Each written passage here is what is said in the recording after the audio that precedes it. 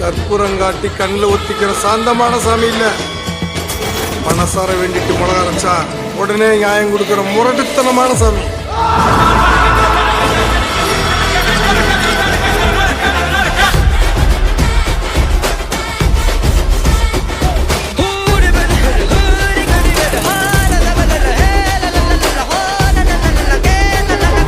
என் பேரு சரவணன்.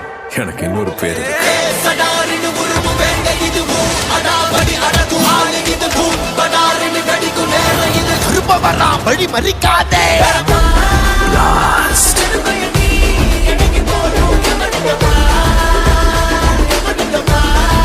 வணக்கம்.